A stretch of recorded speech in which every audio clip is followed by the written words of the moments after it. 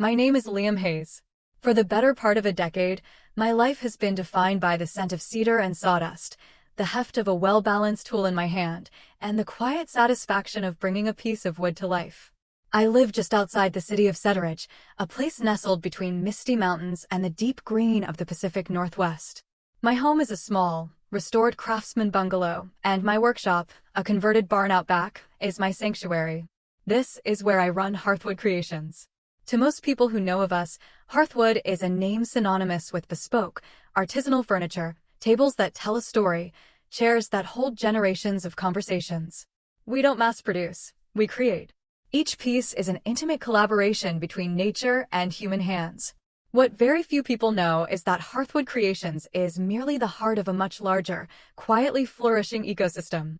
Over the years, I've acquired and revitalized other small, struggling artisan-led businesses, a historic event barn, a farm-to-table catering company, a boutique floral design studio, all united by a philosophy of quality, sustainability, and soul.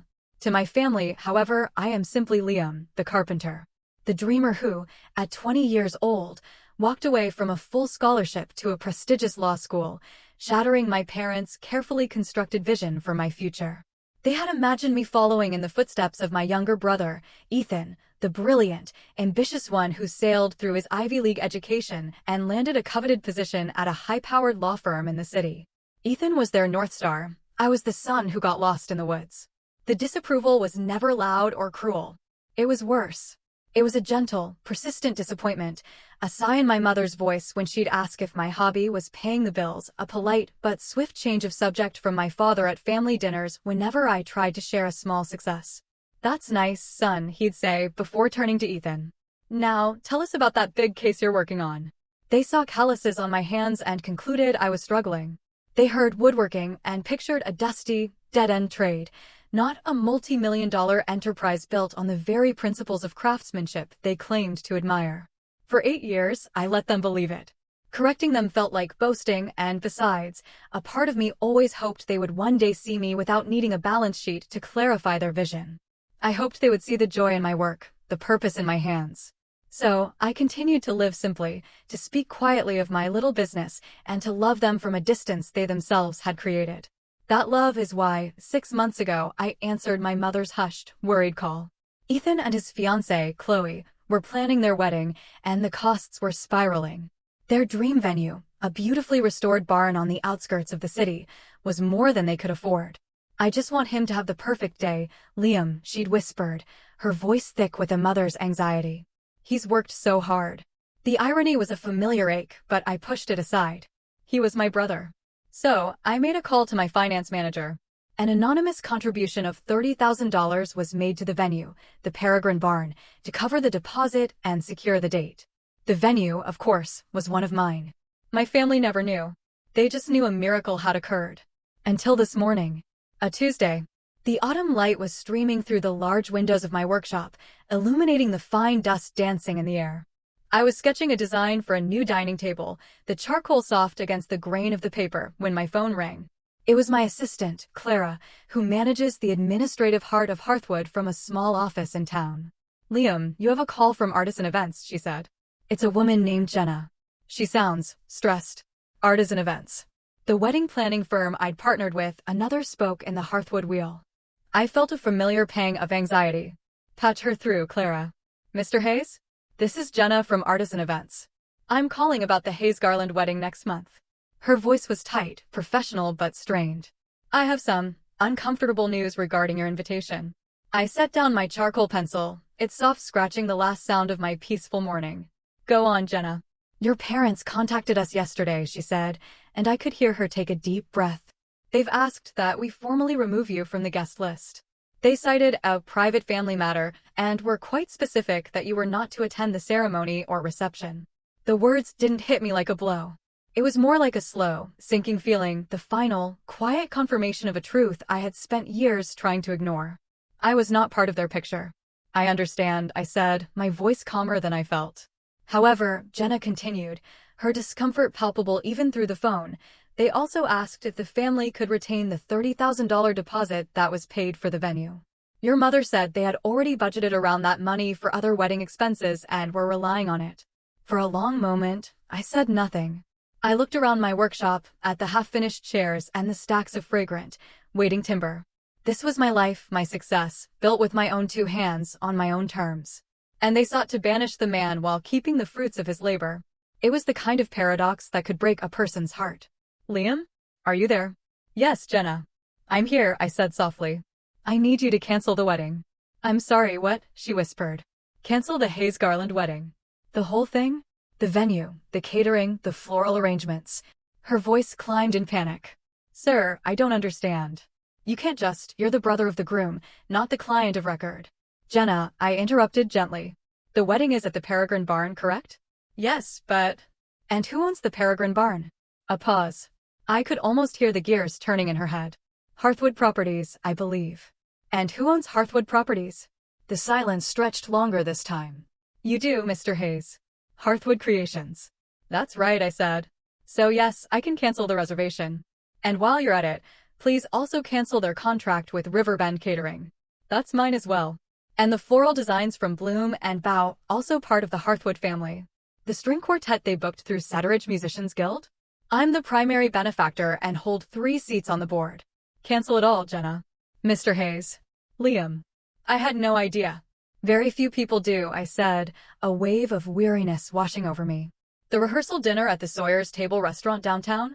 That's ours. The block of rooms they reserved for guests at the Timberline Inn? I restored that property myself 3 years ago. It's all connected.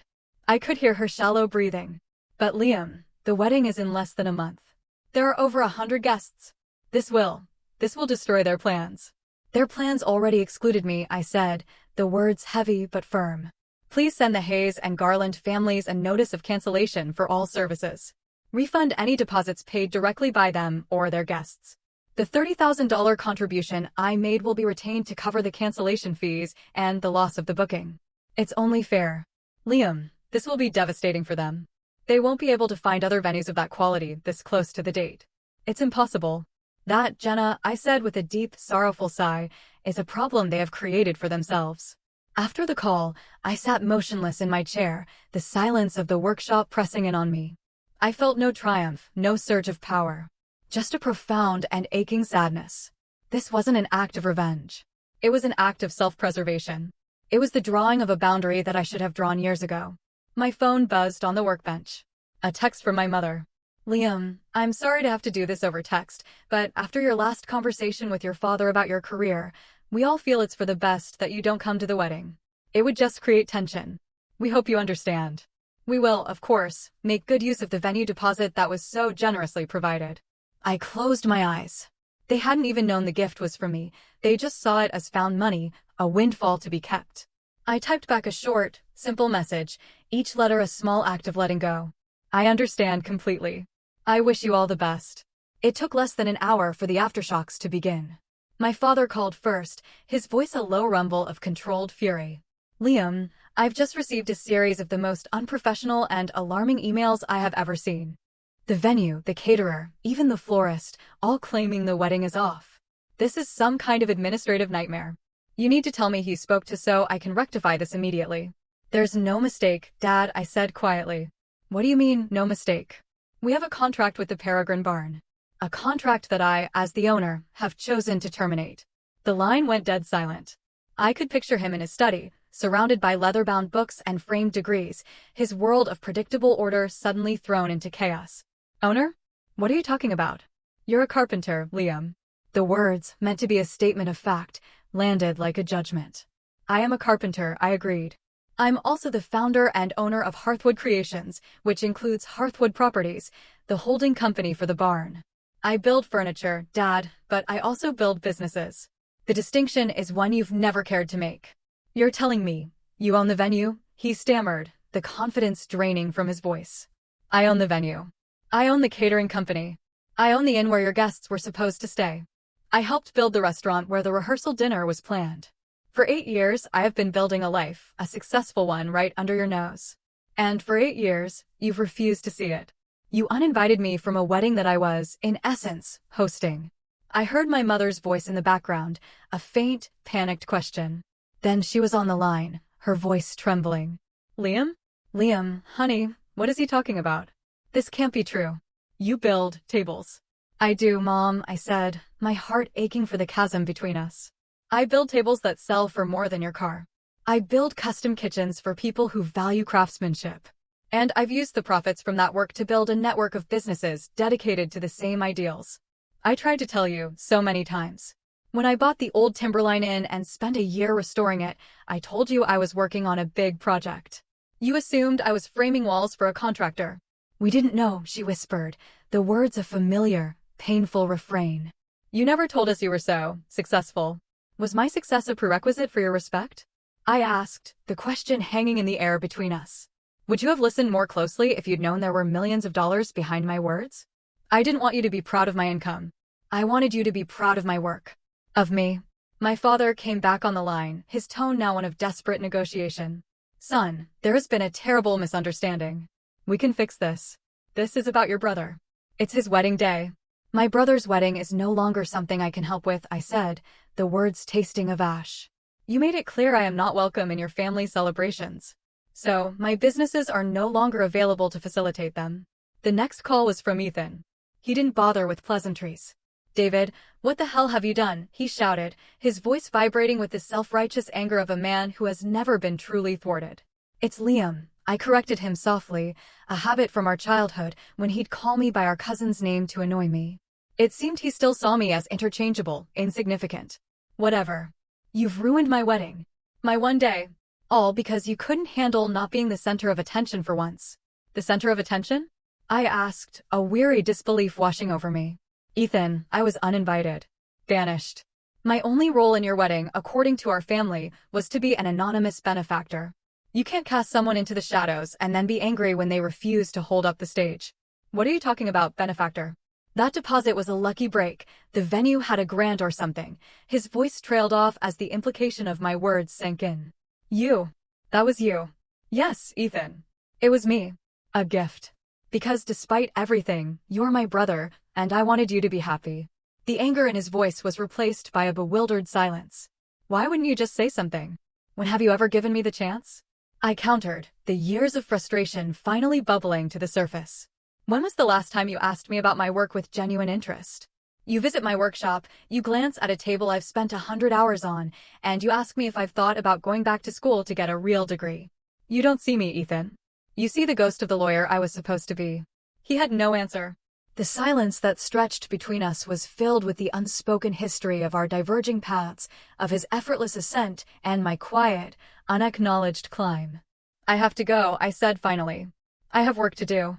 I hung up the phone and walked to the far end of my barn, running my hand along the smooth, cool surface of a black walnut slab. The wood was solid, its history written in its grain. It was real. It was honest. In that moment, it felt like the only thing in my world that was. The rest of the day was a blur of frantic, unanswered calls from my family. I let them go to voicemail, listening to them later in the quiet of the evening. They were a symphony of panic, confusion, and blame. I needed the space to let the emotional dust settle, to find my own center again amidst the wreckage. The next evening, a call came from a number I didn't recognize. I almost ignored it, but something compelled me to answer. Hello, Liam? It's Chloe, Ethan's fiancée. Her voice was soft, hesitant, and completely devoid of the hysteria that had marked every other call. Hello, Chloe, I said, leaning against my workbench. I don't even know where to begin, she started, and I could hear her take a shaky breath. First, I want to say I am so sorry. For everything. It's not your fault, I said. But it is, she insisted. I was there when they had the discussion. I sat there and listened to them talk about you as if you were some sort of problem to be managed. I knew it was wrong. I didn't agree, but I didn't speak up. I let Ethan and his parents convince me it was just family dynamics and it was easier not to get involved. I will never forgive myself for that cowardice. I was silent, taken aback by her candor. I spent all of last night and today doing some research, Liam, she continued, her voice gaining strength. Hearthwood Creations. The Peregrine Barn. The Timberline Inn. I've read articles about you in architectural digests and design magazines. You're not just a carpenter, you're an artist. A visionary. You've built something beautiful and meaningful, something with integrity. And your family, they haven't just been blind, they've been willfully ignorant. Tears pricked at the corners of my eyes. To be seen, truly seen, by a near stranger after years of being invisible to my own family was a profoundly moving experience. "What does Ethan say?" I asked quietly. She sighed, a sound heavy with a sadness of her own. "Ethan is unraveling. His whole life has been built on a specific hierarchy, with him at the top. He's discovering that the brother he pitted is more successful and, frankly, more self-actualized than he could ever hope to be. It's shaking him to his core. And his parents are caught between their horror at the social implications of a cancelled wedding and the dawning, terrifying realization that they have profoundly wronged their son. I never wanted to hurt them," I said, and it was the honest truth. I couldn't let them do that. Uninvite me and keep my money. It felt like the final erasure of me as a person. "I know," she said softly. "It was. Liam, I don't know what happens now with the wedding, and right now I don't really care. But I want you to know I would be honored to have you as a brother-in-law. Not because of what you own, but because of who you are." Her words were a balm on a wound I hadn't realized was so deep. She was the first person in my family's orbit who had looked past the assumptions and seen the man. "Thank you, Chloe," I whispered. "That means more than you know." After we hung up, I felt a subtle shift within me. The sadness was still there, but it was now mingled with a sliver of hope. Maybe, just maybe, this painful breaking point could also be a turning point. 2 days later, Clara informed me that my father had called her office directly, requesting a formal meeting. He wanted to discuss a path forward. I agreed. But it would be on my terms. In my space. I told Clara to schedule the meeting for Saturday afternoon in the private tasting room at the Sawyer's Table, my restaurant in the heart of the city's historic district. It was a space I had designed and built myself, from the long, reclaimed fir table to the hand-forged iron light fixtures. It was a room that spoke the language of my soul. When they arrived, they looked like strangers in a foreign land. My father, in his perfectly pressed suit, my mother, her pearls a stark contrast to the rustic warmth of the room, and Ethan, who looked pale and diminished, his usual confidence completely gone. Chloe was with them, her presence a quiet signal of support, though for whom, it wasn't yet clear. I was already seated at the head of the long table. I didn't stand when they entered. I simply watched them, letting the silence stretch. My father cleared his throat, the sound unnaturally loud in the quiet room. "Liam, thank you for agreeing to meet with us." He sat, and the others followed suit. A server, one of my most trusted staff, quietly placed glasses of water before them. "We owe you an apology," my father began, his voice stiff and formal as if reading from a script. "It is clear we have gravely underestimated your professional achievements." "Is that what this is about?" I asked, my voice soft. "My professional achievements?" My mother flinched. "No, Liam," she said, her voice trembling. "It's about us. About how we've treated you. We were wrong. We were so focused on the path we thought you should be on, we never took the time to appreciate the beautiful one you were creating for yourself." "I'm sorry, Liam," Ethan said, his eyes finally meeting mine. They were filled with a confusing mixture of resentment and shame. "I was an arrogant fool. I was jealous of you when we were kids, and I think some part of me just kept being jealous. I defined my success by how far ahead of you I was. Finding out that you were light years ahead of me in a race I didn't even know you were running, it's been a lot." The honesty was disarming. "I have a question for you all," I said, looking from face to face. "If I had failed? If I were just a carpenter, struggling to make ends meet, living in a small apartment, would you have uninvited me?" The silence was thick with the weight of the unspoken truth. It was my father who finally broke it, his voice heavy with a shame that felt real. "I don't know, Liam. I'd like to think we wouldn't have. But if I am being truly honest with myself, the thought that your life might be a source of embarrassment at a formal event, it might have crossed our minds. And that is a monstrous thing for a father to admit." His confession, raw and unflinching, cracked something open in the room. It was the truth, ugly and painful, but it was the truth. "Thank you for that honesty," I said. Chloe spoke for the first time, her voice a clear, steady anchor in the emotional storm. "What happens now is not about a wedding," she said, looking pointedly at Ethan and his parents. "A wedding is a day. A family is a lifetime. What happens now is about whether this family is willing to do the work to heal, to rebuild on a foundation of respect and truth, not just for Liam, but for each other." I looked at my family, truly looked at them. They were flawed, broken, and blinded by their own narrow definitions of worth. But they were still my family. The anger that had simmered within me for years had cooled, leaving behind only the quiet ache of what was lost, and the faint, flickering hope of what might yet be found. "Here is what I am willing to offer," I said, leaning forward. "Not for the sake of a wedding, but for the sake of a family. There is a small, unconsecrated chapel on the coast, near the Timberline Inn. It's called the Rowan Chapel. It seats 40 people, max. It's simple, beautiful, and it's available. I will host an event there, a celebration of marriage. Not for 100 guests, but for your immediate family and a few close friends. A day that is not about performance or appearances, but about commitment. That is my only offer." My mother started to cry softly. Ethan just stared at me, his expression unreadable. "And there are conditions," I added. "You will all agree to family counseling. Together. We have 8 years of misunderstanding to unravel. And I will be at the wedding. Not as a guest, but as Ethan's brother. Standing beside him. If he'll still have me." I looked at Ethan. The decision was his. The wedding was a symbol, but the choice was real. He could cling to the tatters of his grand vision, or he could embrace the smaller, more honest, and infinitely more meaningful alternative. He looked at Chloe, who gave him a small, encouraging nod. Then he looked back at me, his eyes clear for the first time that day. "Yes," he said, his voice cracking. "Of course, yes. I want you there, Liam. I should have always wanted you there." The wedding took place 3 weeks later on a crisp, sun-drenched autumn day. The Rowan Chapel stood on a bluff overlooking the Pacific, its simple, clean lines of cedar and glass a testament to the beauty of its surroundings. It was one of my earliest architectural projects, a place built for quiet contemplation. There were only 30 of us in attendance. The small space was filled not with the pressure of a large crowd, but with the warmth of genuine affection. As I stood beside Ethan, I could feel the nervous tremor in his hand. He was stripped of the armor of his ambition, and what was left was simply my brother. During the simple reception at the inn, I raised my glass. I didn't give a traditional best man speech. I just spoke from the heart. "There's an idea in woodworking called revealing the grain," I began, my eyes finding my father's in the small crowd. "You don't force the wood to be something it's not. You work with it, you sand it, you smooth away the rough exterior until its true, unique, and beautiful nature is revealed. I think families are a bit like that. We spend so much time trying to shape each other into what we think they should be, we forget to stand back and appreciate the magnificent, one-of-a-kind grain that's been there all along." I looked at Ethan and Chloe, their hands intertwined. "May you always see the true grain in each other.